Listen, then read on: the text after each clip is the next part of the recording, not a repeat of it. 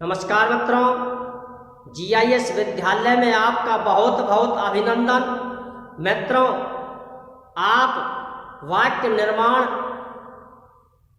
पढ़ रहे थे। लंग लकार का अध्ययन आपने किया, लट लकार का अध्ययन आपने किया, रट लकार का भी अध्ययन आपने किया। इसके बाद हमारा जो टॉपिक चल रहा था वो प्रत्यय निर्माण का चल रहा था। प्रत्यय के नियम, प्रत्यय के जोड़े, तव्यत् प्रत्यय, अनियर, सत्रिय और सानच, इन तीनों ही प्रत्ययों का जो एक नियम था उसके द्वारा आपने वाक्य में प्रयोग अब करना बाकी है। धातु निर्माण आपने कर लिया हो। मित्रों, अब देखिए, प्रत्यय तव्यत् आपने पढ़ा, अनियर आपने पढ़ा, सत्री आपने पढ़ा और सानच आपने पढ़ा। ये हुए कृत प्रत्यय। ये प्रत्यय हैं जो कैसे प्रत्यय? कृत प्रत्यय, जो धातु में लगाए जाते। अब आप नंबर 2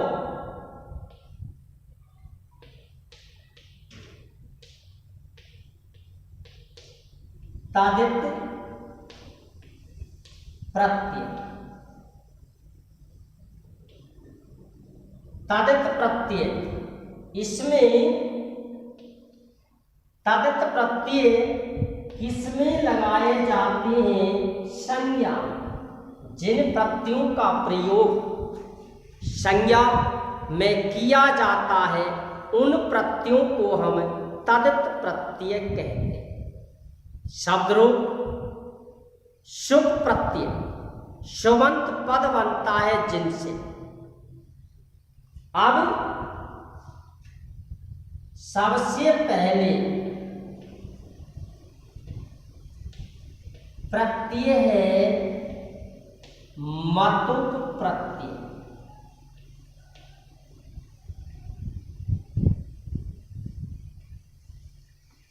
इसी के साथ तल प्रत्यय, इसी के साथ त्वय प्रत्यय। तल का शेष रहता है ता। त्वय जो प्रत्यय है उसके रूप नपुंसक लिंग में बनाए जाते, अर्थात आपको लगाना है त्व। कोई नियम पढ़ना नहीं है, तल का कोई नियम पढ़ना नहीं है, आपको ता लगाना है, क्योंकि इससे बनी हुई जो संज्ञा है वो स्त्रीलिंग में बन जाती। तो ये दोनों प्रत्यय आपके लिए इसी जगह पे समाप्त हो गए। अब देखिए मत। मतुप का जो शेष रहता है वो रहता है मत। मतुप का जो शेष रहता है वो रहता है मत, लेकिन कहीं कहीं इसको हम बत में भी बदल देते हैं। मत शेष रहता है, कहीं इसे वत में भी बदल देते हैं, अर्थात कहीं मत लगाते हैं तो कहीं बत लगाते हैं। अब कहाँ मत लगाते हैं, कहाँ बत लगाते हैं। जैसे सानच में शेष रहा था आन, लेकिन हमने कहीं बान भी लगाया, कहीं मान भी लगाया। जो धातुएं, जिन धातुओं में हमने परिवर्तन किया उनमें आन का प्रयोग किया, जिनमें परिवर्तन नहीं किया, सेठ जो धातु थी उनमें हमने मान का प्रयोग। उसी प्रकार से जो संज्ञा, सेठ जो संज्ञा है अर्थात जिनकी अंत में मात्रा नहीं लगी उनमें बत लगाते हैं और शेष में मत लगाते हैं। मात्रा वाली में मत लगाते हैं, बिना मात्रा वाली में बत लगाते।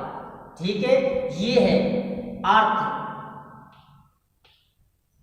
इस प्रत्यय का जो अर्थ है वो है वाला या वाला। ये है इस प्रत्यय का अर्थ। यही अर्थ है तर प्रत्यय का और यही अर्थ है त्वय प्रत्यय का।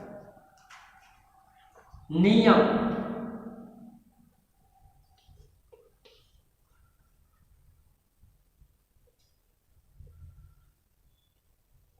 मात्रा वाली संज्ञा बराबर मत। ठीक, शेष में बत। जिन संज्ञाओं में मात्रा लगी हो उनमें मत लगाते हैं और शेष में बत लगाते हैं। अब देखिए, इस प्रत्यय से बनी हुई संज्ञा या पद, इस प्रत्यय से बना हुआ पद की पहचान हम कैसे करें कि हमारा उत्तर सही। उत्तर जांच कैसे करें? उत्तर की जांच हम कैसे करें? आपको कहीं भटकने की आवश्यकता नहीं है, हिंदी से करें। यानी आपने मत लगा दिया तो उसकी हिंदी देख लीजिए कि हिंदी में वो मत आता है या बत आता है। यदि हिंदी में मत आता है तो आपका उत्तर सही है और यदि हिंदी में बत आता है तो आपका उत्तर गलत है, जिसकी पहचान आप कर सकते हो क्योंकि हिंदी तो हमारी मातृभाषा है। तो इस हिंदी से हम इसकी पहचान कर सकते हैं कि हमारा उत्तर सही है या हमारा उत्तर गलत। अब देखिए, वाक्य प्रयोग नंबर 1, कौन सी? पुल्लिंग। नंबर 2, स्त्रीलिंग। नंबर 3 और ये है नपुंसकलिंग।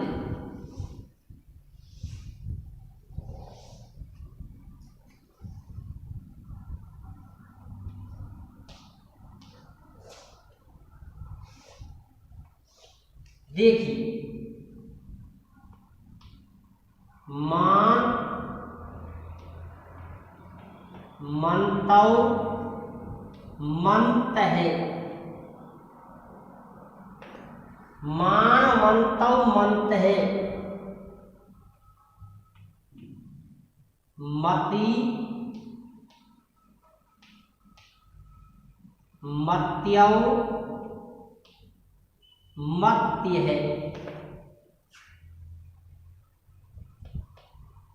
मत, मति और मत।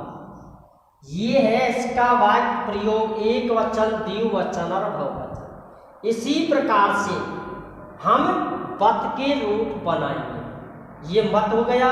यदि आपको लगाना है बत तो बन गया वान,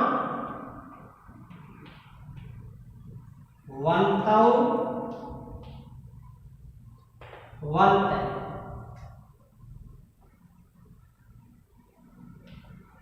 वति, वत्यौ, वत्ये। वत,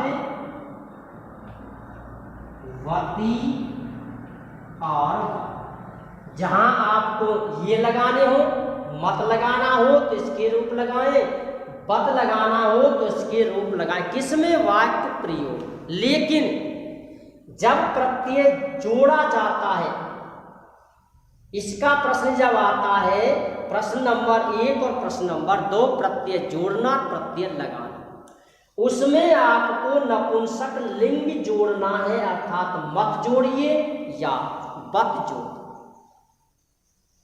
उस स्थान पर आपको नपुंसक लिंग जोड़ना है। ये तो वाक्य प्रयोग करते समय आपको याद रखना। सत्री और मतुप इन दोनों के रूप समान चलते हैं। अनियर, सानस और तव्यत इन तीनों के रूप समान चलते हैं। इन दोनों के रूप समान चलते हैं और उन तीनों के रूप समान चलते हैं। इस प्रकार से आप इस प्रत्यय का प्रयोग कर सकते। फिर से सुने, मतुप का शेष रहता है मत, जिसका दूसरा रूप है पत। तल का ता, त्वय का त्वम लगाना है, तल का ता लगाना है। अर्थ है तीनों का बालाया बाल, जिनमें मात्रा हो उनमें मत लगाइए, जिनमें मात्रा नहीं हो उनमें बत लगाइए।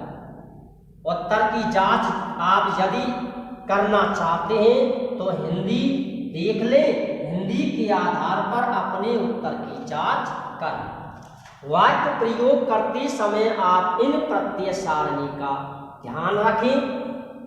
मान मंतव मनते, मत मति मत्यौ, मत मति मत। वान वंतौ वंते, बते बत्यौ बत्ते, बतवती वंती। इस प्रकार से आप इन प्रत्ययों का प्रयोग करें। अब देखिए, रो,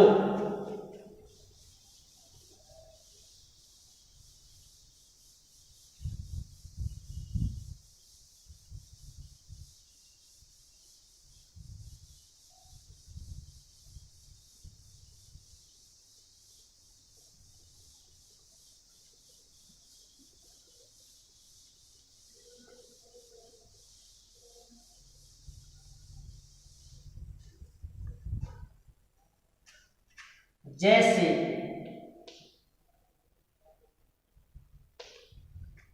संज्ञा प्लस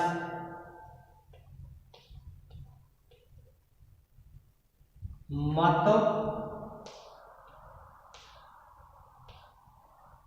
प्रत्यय बराबर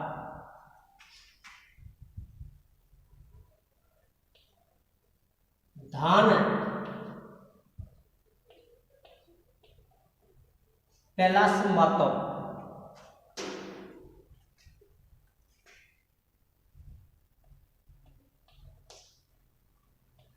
ज्ञान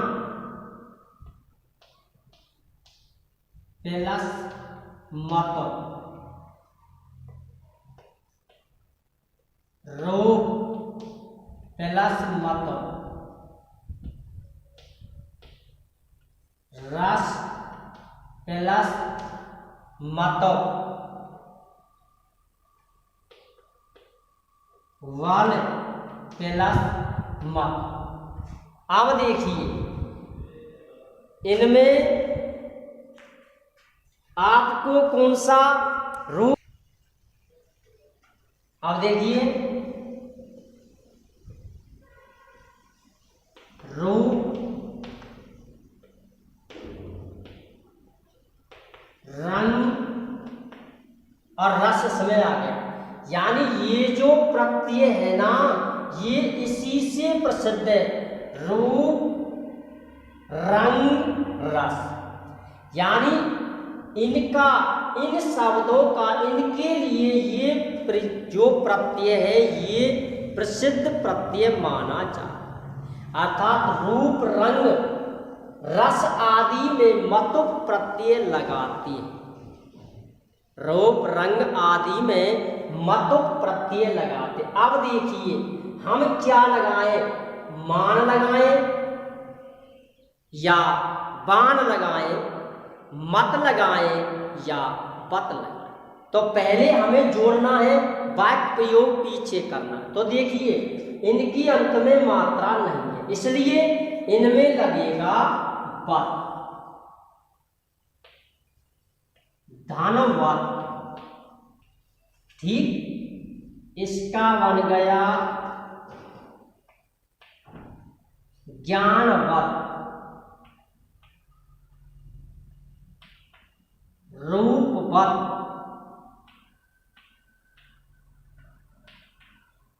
रसवत,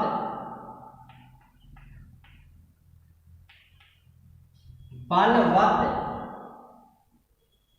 रूप दो बार आ गया, रूपवत और रंगवत। अब देखिए, अब यहां ये है श्री,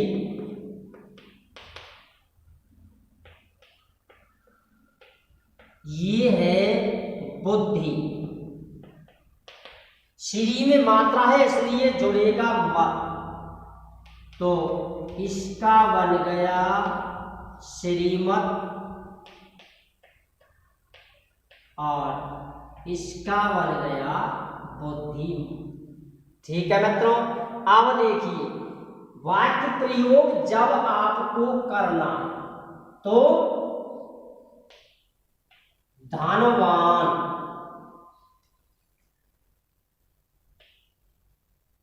धनवंतौ,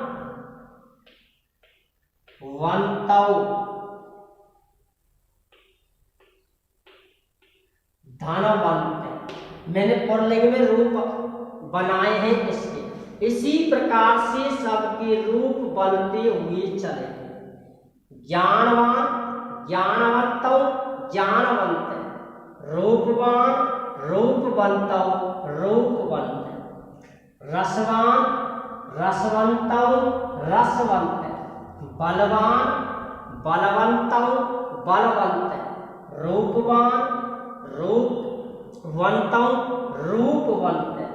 रंगवान, रंगवंतौ और रंगवंत। इसी क्रम से इनके जो उदाहरण है उनके रूप बनते हुए चले जाए। अब देखिए नीचे, नीचे वाला जो है इसमें बनेगा रूप श्रीमान और इसका बनेगा बुद्धिमान।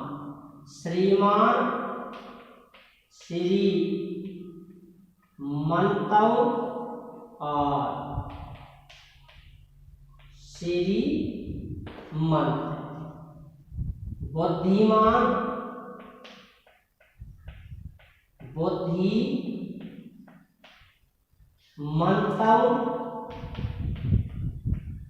और बुद्धिमंत। इस प्रकार से इनके रूप बन जाते हैं। ठीक है मित्रों, अब आगे देखिए, जैसे शब्द है आयुष, शब्द कौन सा है? आयुष।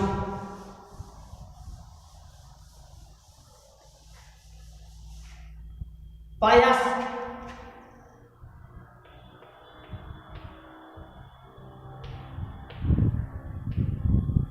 आयुष, पयस।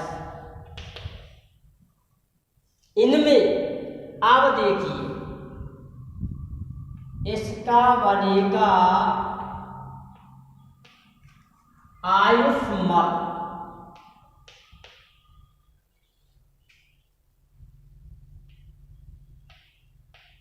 पयस्वत। क्यों? क्योंकि ये जो है ना, हमें मत नियम के अनुसार इसमें क्यों लगाया है? हमारा नियम इसमें जब सिद्ध होता है, ये जो इत संगत जो वर्ण है इसकी इत संज्ञा हो जाती है। जब इसकी इत संज्ञा होगी तो यहाँ आ गई मात्रा, जब मात्रा आ गई तो यहाँ लगता है मत। जब यहाँ मात्रा आ जाती है तो यहाँ लग जाता है मत। इस प्रकार से ये इसका रूप बनता है। तो आप ध्यान रखें अधिकांशतः, जैसे संज्ञा है धी, संज्ञा है धी, मति। अब देखिए इसमें क्या जुड़ेगा, इसमें जुड़ेगा मत, धी मत, इसका बन गया मति मत। ठीक। अब वाक्य प्रयोग जब आपको करना है तो उसी प्रकार से इनके रूप बनते हुए चले जाएंगे। जैसे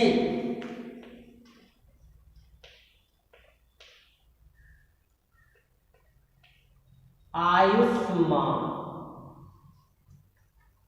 जैसे पयस्वान, जैसे धीमा, जैसे मति मा।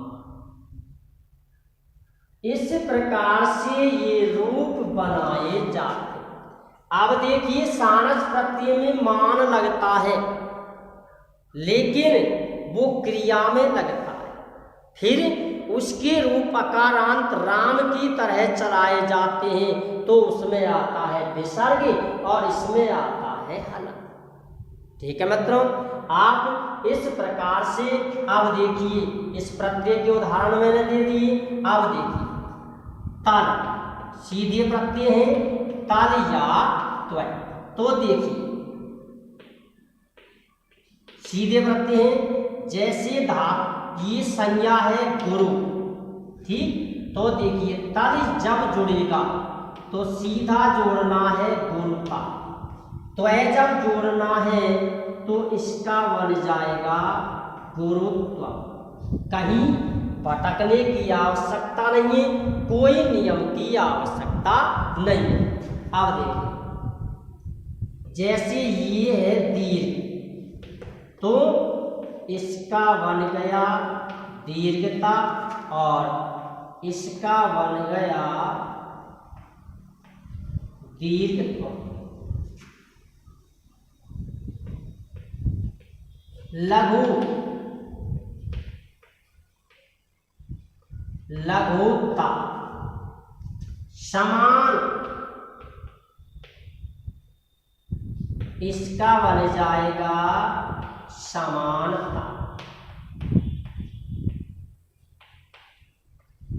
लघुत्तम, समानत्व, मानव बन जाएगा मानवता। त्वचा,